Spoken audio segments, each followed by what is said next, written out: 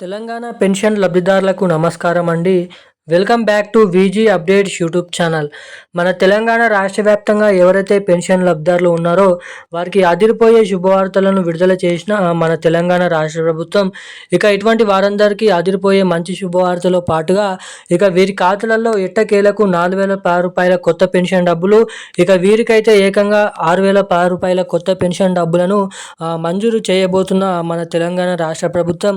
ఇక ఈ డబ్బులు మీ ఖాతాలలో జమ కావాలంటే ఎట్టకేలకు ఇటువంటి అప్డేట్స్ అనేది ఇటువంటి కీలకమైన అప్డేట్స్ అనేది చేయించుకుంటేనే వారి ఖాతాలలో మాత్రమే రూ. 4,000 ప్లస్ రూ. 6,000 కొత్త పెన్షన్ డబ్బులను విడుదల చేస్తామని వెల్లడించడం అయితే జరిగింది.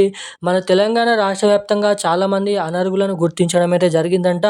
ఇక అర్హుల జాబితాల నుంచి చాలామంది అనర్హుల్ని లెక్కపెట్టి వారి పెన్షన్ డబ్బుల పథకాన్ని అనేది వారి నుంచి పూర్తిగానైతే రద్దు చేయడానికి మన రాష్ట్ర ప్రభుత్వం కీలకమైన సర్వే అనేది మొదలు పెట్టడం అయితే జరిగిందంట. ఇక ఈ ఆగస్ట్ చివరి వారంలోపు చాలామంది పెన్షన్ లబ్ధిదారుల ఖాతాలు అనేది పూర్తిగా రద్దు చేయబోతున్నట్టుగా మన రాష్ట్ర ప్రభుత్వం నుంచి అప్డేట్స్ అనేది విడుదల చేయడం అయితే జరిగింది. ఇక ఎవరి ఖాతా అనేది పూర్తిగానైతే రద్దు చేయబోతున్నారు, ఎవరికైతే ఈ కొత్త పెన్షన్ డబ్బులను విడుదల చేయబోతున్నారు, అర్హుల జాబితాల్లో మీ పేరు ఉండాలంటే ఎటువంటి అర్హతలు కలిగి ఉండాలో మనం ఈ వీడియోలో తెలుసుకుందాము. ఇటు అంతేకాకుండా మహాలక్ష్మి పథకం కింద కూడా మహిళలకు రూ. 2,500, ఇటు కొత్త పెన్షన్ల పథకం కింద కొత్త పెన్షన్ డబ్బులను ఎన్నికల హామీ మేనిఫెస్టోలో సీఎం రేవంత్ రెడ్డి గారు మేము వచ్చిన నెల నుంచే లేదంటే 100 రోజుల నుంచే ఈ పథకాలను రిలీజ్ చేస్తామని హామీ ఇచ్చి ఇక ఇప్పటి వరకు ఎటువంటి అప్డేట్స్ అనేది విడుదల చేయలేదని చాలామంది పెన్షన్ లబ్ధిదారులు ఆందోళన చెందుతున్నారు. ఇక దీనిపైన మంత్రి సీతక్క మనకి కీలకమైన అప్డేట్స్ అనేది వెల్లడించడం అయితే జరిగింది.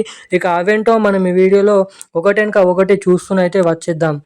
దానికంటే ముందు ఈ వీడియోని ఎక్కడ స్కిప్ చేయకుండా లాస్ట్ వరకు వీడియో అనేది చూడండి. అంతేకాకుండా తప్పకుండా ఈ వీడియోని లైక్ చేయండి.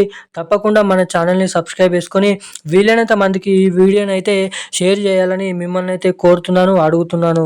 ఇక మన రాష్ట్ర వ్యాప్తంగా ఎవరైతే లబ్ధిదారులు ఉన్నారో వారి ఖాతాలలో ఎవరికైతే జూన్ నెల పెన్షన్ డబ్బులు ఇంకానైతే ఎవరికైతే జమ కాలేదో వారికి ఆ పెన్షన్లు అనేది ఈ ఆగస్ట్ నెలలో చివరి వారం నుంచి ఇచ్చేటువంటి జూలై నెల పెన్షన్లలో కలుపుకొని వారికి జూన్ నెల పెన్షన్లు 2 నెలల పెన్షన్లు అనేది పంపిణీ చేయడానికి సిద్ధంగానైతే ఉంచడం అయితే జరిగిందంట.